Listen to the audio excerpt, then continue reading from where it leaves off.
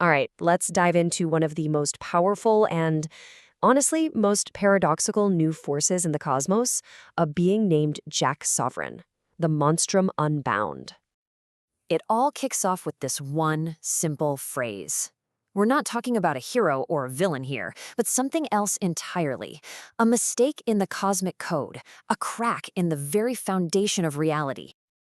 And right in the middle of this cosmic storm is this one entity. An entity so powerful he threatens to unravel everything just by being there. And his story? It's not just about him. Oh no. It's a story that's going to drag in every major power player in this entire universe. So, who or what is this anomaly really? To get a handle on the cosmic predator he is today, you first have to understand the pitiful soul he once was. On one hand, you've got Stingy Jack. You know, the guy from the old folk tales. A soul so wretched he was kicked out of both heaven and hell, just left to wander in darkness forever. But on the other side, you have Jack Sovereign, a being of unbelievable power, a self-made god who exists outside of all the rules. He's literally a vacuum, a blank spot on reality's balance sheet. Okay, so how in the world do you go from eternal punishment to infinite power? Well, the answer is in this terrifying shift in thinking. He didn't just take his punishment, he turned it into his ultimate weapon. See, down in that darkness, Jack discovered a horrifying truth. Being rejected by everyone and everything wasn't a curse. It was the ultimate freedom. If no rules applied to him, well, then he could just write his own. And that right there, that became his entire philosophy.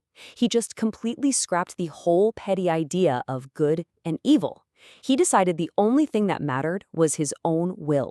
And with that will, he could carve out a new reality for himself, totally free from anyone's judgment. His whole transformation really boiled down to 3 huge steps. First, he flipped the script and turned his punishment into his power source.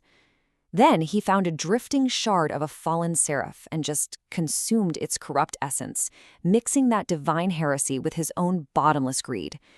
And finally, just by sheer force of will, he shattered every single metaphysical chain holding him down and became the sovereign sorcerer. And the kind of power we're talking about here? It's just staggering.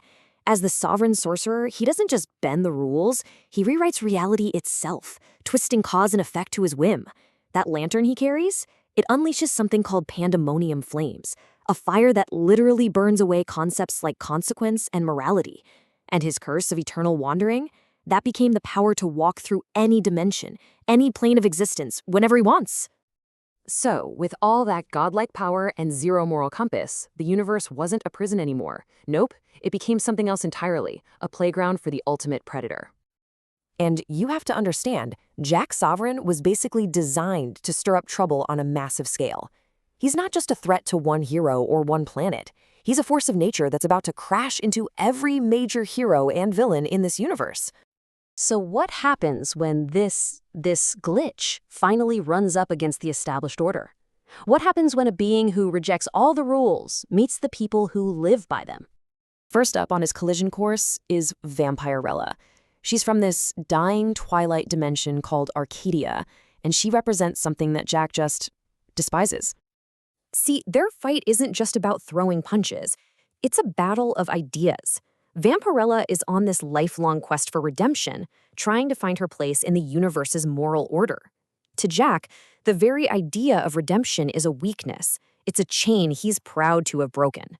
So when they fight over this Chaos Stone, what they're really fighting over is the very meaning of existence. But Jack's not stuck in one time or place. He can go anywhere and any when. And that brings him face to face with the one and only she-devil with a sword, Red Sonja. He just casually strolls into the Hyborian Age to collect on a debt. But here's the creepy part. He doesn't just take what he's owed. He flips it, so now she owes him a favor he never asks for. It's this psychological power play that leaves even a warrior like Sonja completely rattled.